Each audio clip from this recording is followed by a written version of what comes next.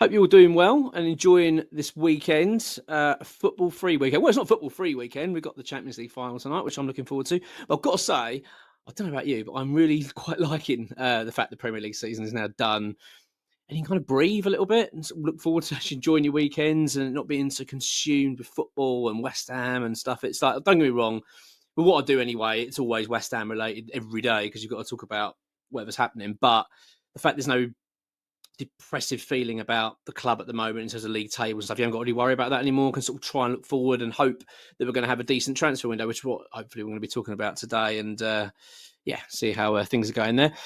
Before getting to the video, though, if you're new to the channel, do subscribe. It takes 2 seconds to do so, and we really, really appreciate it. And a lot of people that do watch this regularly watch the channel, even comment and stuff, but aren't actually subscribers. So if you can just check and click that subscribe button, I really appreciate it. And also hit the like button as well, because that helps us to grow as a channel. So we really do appreciate it. Let's talk about transfers. This is basically what this is, really, a bit of an update from what we've had from XWHU employee. With regards to where things are at the moment. So I'm just going to go through. There's a few things a few players I want to talk about. I've picked this out from his update. So we're going to do a few more of these as they go. And obviously I've picked out the ones that are a little bit more firmer and that I find quite interesting myself personally.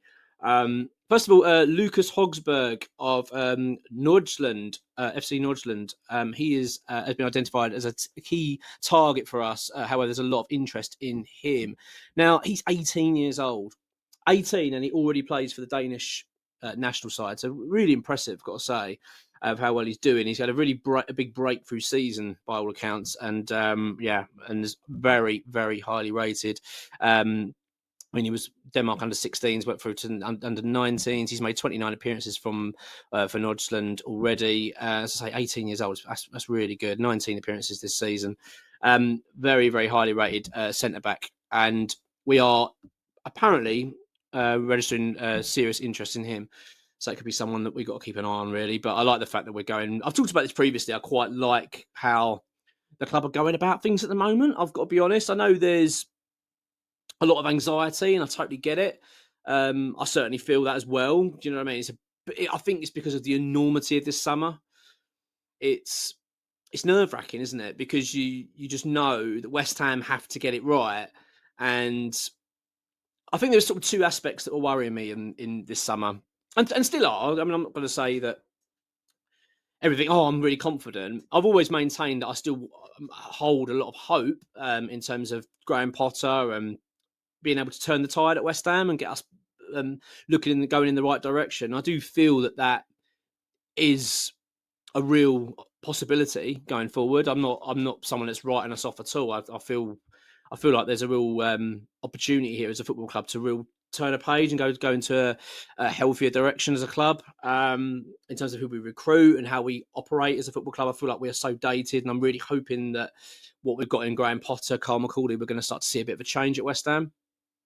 But the two aspects that have been worrying me quite a lot this summer is, one, seeing how Potter and McCauley operate, because regardless of Potter's experience, he's always, if you look at his time at Brighton, where obviously was his most success, you would imagine, not so most success, but definitely where he caught the attention of being sort of like a top manager, hence why Chelsea went and got him.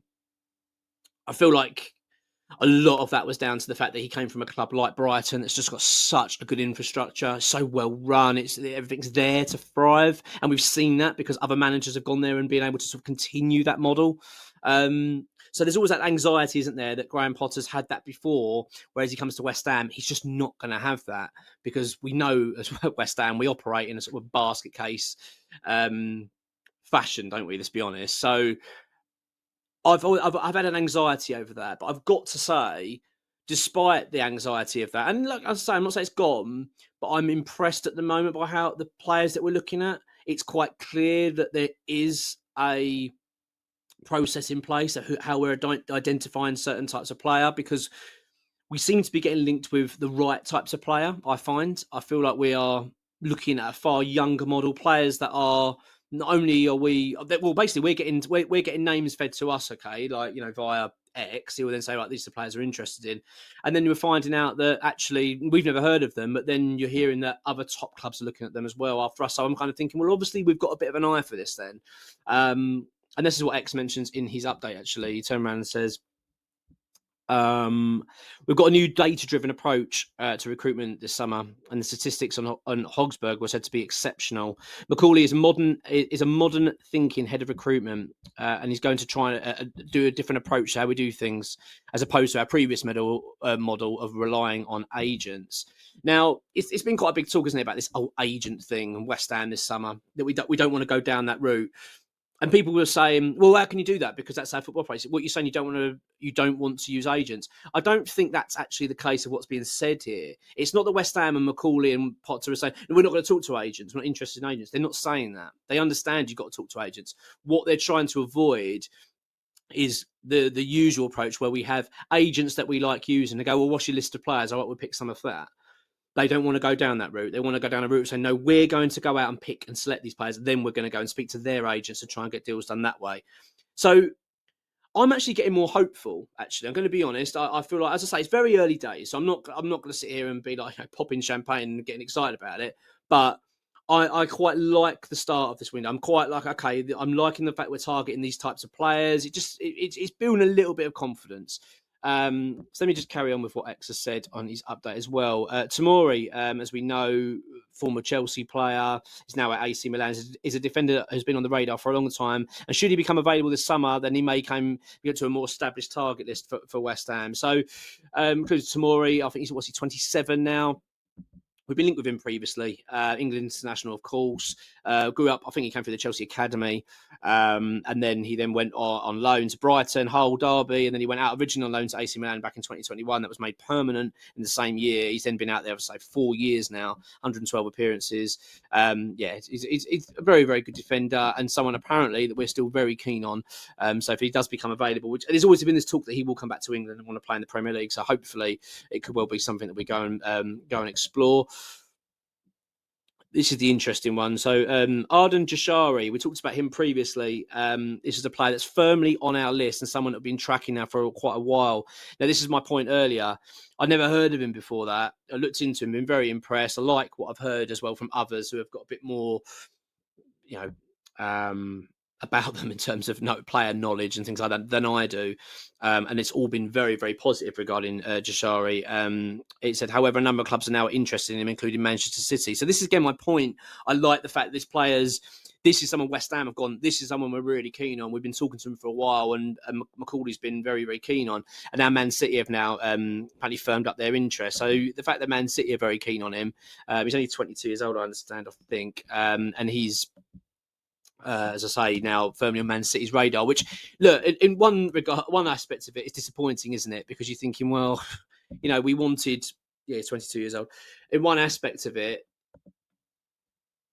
it's good that we're being targeted with players that are like Man City related. Sorry, it's good that we're targeting players that caliber. But there's also the disappointment, isn't there, that Man City are now coming in, because basically what it means is that now it knocks our chances, doesn't it? Let's be honest, and that's basically what X has said in his update here. So he says that basically now Man City are now in the race. It now obviously means that it's moving a bit more unlikely we're going to have to get the deal over the line. However, what it would mean, it would hopefully mean, is that it's going to help our aid of getting James McAtee, who's also a player that we've got serious interest in this summer, and is someone we've been targeting for a while. So I quite like this. I'm quite pleased with what I'm hearing. I like the players we've been linked with. I like the fact that we're on the front foot already. It appears we've been locked in talks with certain players. Shari being one that we're very keen on, and James McAtee. I really rate him. I think he's been good for Man City. I think he's a good player. I think he needs to be moving on, in my opinion. I think if he wants to move on, start playing football regularly. So it could well be that we might not get Jashari, but having him move on, him go to Man City could well help us get McAtee in. Another one I want to talk about, and this is one that's kind of been spoken about because we revealed it as an exclusive a couple of days ago. It is Richard Coney of Wickham. Now, I know that some people are going, well, what on earth? Why are we getting excited over this player? I actually quite like the fact we're being linked with him. He is, as I say, he's a Wycombe Wanderers striker. He scored 21 goals this season. He's only 21 years old. And he's kind of come through a different route into football. Very young striker. Now, I think, as far as I understand it with him, if we are to go and get him, he'd be coming to the club as a third choice striker role to develop at West Ham. He wouldn't be coming in to be West Ham's main striker. Certainly wouldn't be getting someone from League One step up to Premier League level, of course. But he is regarded as been very impressive for Wycombe, and one that we are keen on. Apparently, we've got a very good relationship with Wycombe Wanderers. So this is the words from X. He said, one club we've been worked very closely with in recent years is Wycombe Wanderers. Their forward Richard Coney is somebody is on our radar, and we are now considering signing. He's got an interesting backstory. He's delivered goals and top performances for the club. He's only 21 and is understood to have huge amounts of potential. So again, I like the sort of calibre of players we're going for in terms of that young market, that hungry players that we've been talking about for West Ham that we don't do well enough. We don't seem to target players that you feel like are up and coming and got a lot of points to prove and want to do well. So I like this, and I like the fact, as I say, please don't read that Richard Coney thing and think, oh my God, that's what West Ham are doing. He's going to be our striker. No. I feel like what we'd end up having in West Ham ideally would have is, saying Coney, if we were to go and get Coney from, I assume that's how you pronounce his surname. I'm going to stick with Coney for now. Coney from Wycombe, and then let's say we kept Fulkrug, then we'd have another striker. So there would be our three main strikers at the club, I imagine, next season. So I think it's interesting. So that's the update at the moment. There's going to be a fair bit more coming through in terms of incoming players, but there's just so much about at the moment. It's so many players that we're being linked with that, I just feel like this is the sort of one we need to talk about more. Now, the other player I want to talk about, though, in this video, I'm still waiting to hear from X and get a bit more concrete news on it, but it's being reported at the moment that Raphael Onyedika, that's his name. I'm not making that up. Onyedika, I'm going to say it, and eventually it will just become normal. We won't laugh about it. Onyedika, Nigerian international, plays for Club Bruges, 24 years old, defensive midfielder. Very highly rated. Galatasaray said to be very keen as well, and AC Milan, of course, but AC Milan were understood to be really pushing to sign him. And now, as far as we understand it, West Ham are favourites to land him. Apparently, personal terms have already now been agreed. It's now just a case that we're trying to get an agreement done with Club Bruges for around £20 million. So I need to kind of take it a little bit of a pinch of salt because I don't know enough from X yet. We haven't had it really confirmed. But like I've been saying for a little while, it feels like we really need like a deal to happen quite quickly in this window. I feel like if we can get a deal done quickly, then I think it settles nerves. I feel like it breeds confidence into the summer. And I really, really, really want to get rid of this annoying line that's continually being peddled by the club, which is we need to sell before we can buy. We need to sell before we can buy. And it's not about the fact that we need to sell before we can buy, which is annoying me. It's the fact they keep saying it because it's linked to PSR. I mean, it's infuriating me, and I'm going to be talking to Gio. I'm going to get him on the channel to talk about this because he's really clued up with this whole PSR stuff. And he recently did some talk about it and on his Patreon channel, and it was really interesting to watch actually. And I want to get him on and talk about it because it's infuriating. West Ham or David Sullivan, whatever, are using this line continuously.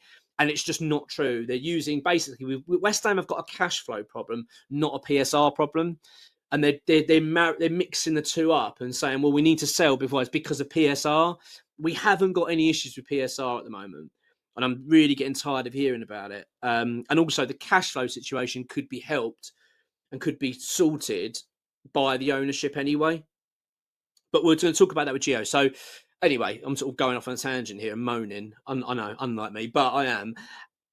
However, back to my point, I really want to see a deal get done quickly. I really hope this Onyedika is going to be a deal that we can get done quickly. Something like that. Do you know what I mean? Get a deal done nice and quickly. Get it agreed. Yeah, he's going to come in a West Ham player. I just feel like immediately it lifts the mood. Everyone goes, we can get our targets over the line. We can go out and get a deal done.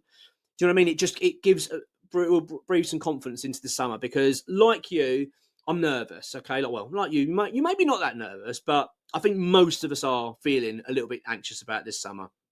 As I say, one aspect to me was identifying players, but two, it's getting deals done. Obviously, David Sullivan being involved back now and all that stuff. It does leave you feeling a little bit anxious about how things are going to go. So, this is where we are at the moment. So, as a transfer update, as I say, we've had a few bits from ex-WHU employee. Onyedika one is not one I know a lot about at the moment, other than what I'm reading. Much like yourself, I'm seeing it all over the social media and everything else that terms have been agreed and all that. So I'm taking it a bit of a pinch of salt at the moment. I'm hoping to have a better video to go, yeah, all been confirmed. He's now medical's been booked and that. Then I'll be really pleased. But I'm going to take it with a pinch of salt for now. But that's where we are at the moment. I'm going to do a video tomorrow, and it's going to be about players staying at West Ham, which I'm finding quite interesting. We'll talk about that then, and hopefully I'll have a bit more of an update on this other transfer of Onyedika and see what's going on there. I'm pretty sure that's how you pronounce his name, but anyway, we'll wait and see.